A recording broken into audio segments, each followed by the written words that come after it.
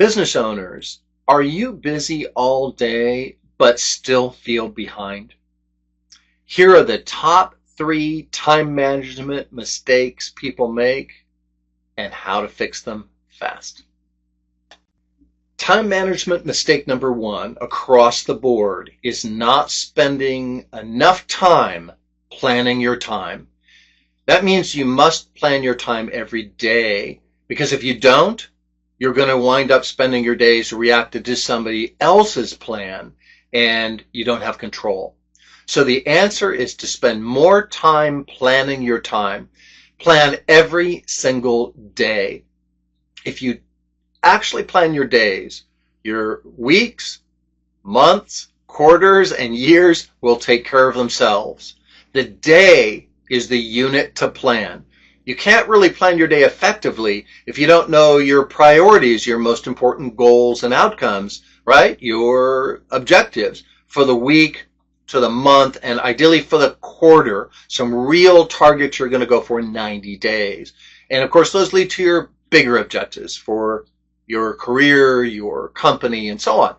So plan every single day and spend more time planning your time. If I could go back 20 plus years to when I first started to learn about time management, and I had to teach myself what I've learned after all these years, the first thing I'd remind myself, if I forgot everything, was to spend more time planning your time.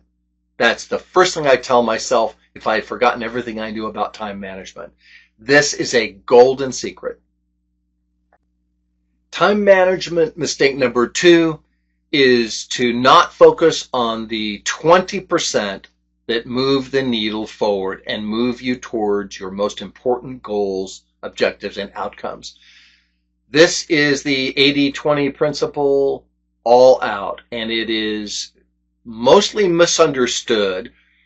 What you have to do in order to do this is to be crystal clear on what your objectives are in each and every area of your life, and then you want to list at least 3, probably not too many more, 3 key results that will, when put together, help you achieve that objective. They're the most strategic actions and milestones to go for to achieve that result in that area of your life and your business.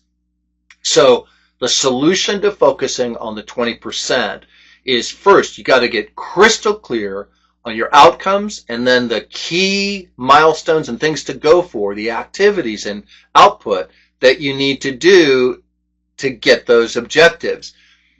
That's half of it. The other half is you absolutely must schedule those things, and you must outsource, delegate, procrastinate the 80%.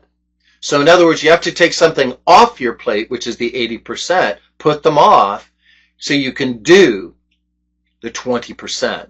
And you got to build this into your planning in your week. And since you're spending more time planning your time, you'll be good at this. So again, in summary, you got to be crystal clear on what the 20% is. It's got to be salient. You got to know. So you know what to schedule in those blocks of time. Put at least 3 blocks in your day and schedule around them, the 20%. And then delegate, outsource, and put off all the rest. Everything else fills in around them. The only exception are maintenance activities, things that have to be done. They're not vital or urgent, but the trash has to be emptied and such, because if you don't, it'll pile up and get toxic. So you can't just put that off forever. Maintenance activities have to be done, but you can batch them up and get them done in kind of downtime. So this is really the secret. You've got to focus on the 20%. You got to know it. You got to schedule it.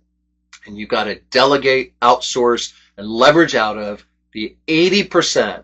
You must take things off your plate to make room for the 20% that you focus on that's on your plate.